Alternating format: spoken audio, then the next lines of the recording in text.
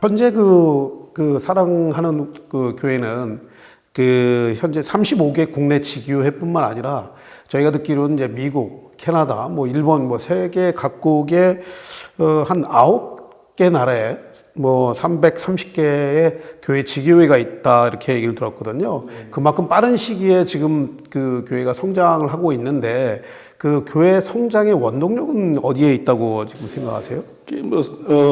시청자 여러분들에게는 약간 생소할 수 있어도 멀티 사이트 처치라고 그래가지고요. 단일 교회로서는 여의도 순복음교회가 세계 최대의 교회이지만, 그러니까 한 교회지만 여러 장소에 모이는 교회들 중에는 이제 그보다 큰 교회들이 굉장히 많거든요. 그러면 세계적인 교회들 중에는 그런 교회들이 많은데, 저희 교회도 이제 멀티 사이트 처치인데요. 우리가 많은 공격을 받았습니다. 여러 가지 이유로 많은 공격을 받다 보니까 국내 성도는 채 1만 명이 아직 안 되고요.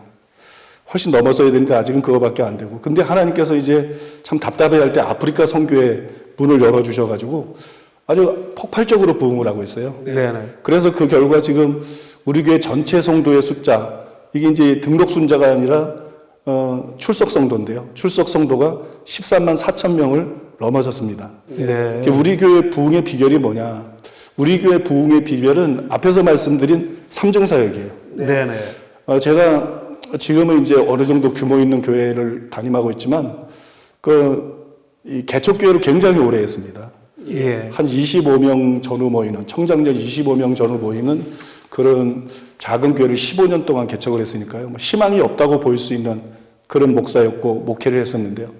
그러다 보니까 이제 돌파구가 필요했어요. 네. 하나는 성경적이기 때문에도 그렇지만 또 하나는 뭔가 돌파구가 필요해가지고 제가 이제 뛰어든 것이 영성운동이었습니다. 영성운동이요? 예. 예. 그래서 영성운동 세미나도 아무튼 열심히 참석하고 몇 년 동안 굉장히 은혜 받기 위해서, 능력 받기 위해서 애를 많이 썼는데요.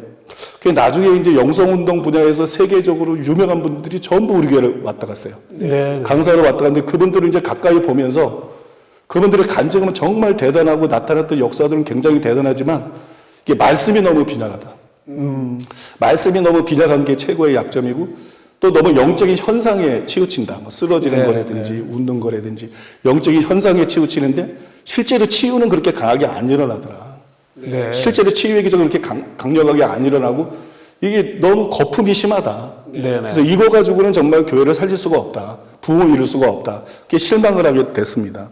그래 그 다음에 정말 하나님은 나를 어떻게 목회하기를 원하신가? 네. 이 무엇이 길인가? 그거로 고민을 할 때 하나님께서 참 은혜로, 이 자비로, 어떻게 목회하는 것이 하나님의 뜻인지를 분명하게 깨닫게 해주셨어요. 예. 그래서 그래서 그걸 길이라는 책을 통해 가지고 책을 썼는데요. 그게 뭐냐 그러면 바로 예수님이 하셨던 삼중사역이에요. 네. 교회는 사도 바울이 예수님의 몸이라고 그랬잖아요. 네. 그러니까 예수님의 몸이 뭘 해야 되겠어요? 예수님의 몸이 단순히 신학자들이 하는 일을 하면 안 되죠. 예수님의 몸이 단순히 강해설교자라든지 성경교사들이 이런 일들도 필요하지만 그런 일을 하면 안 되죠.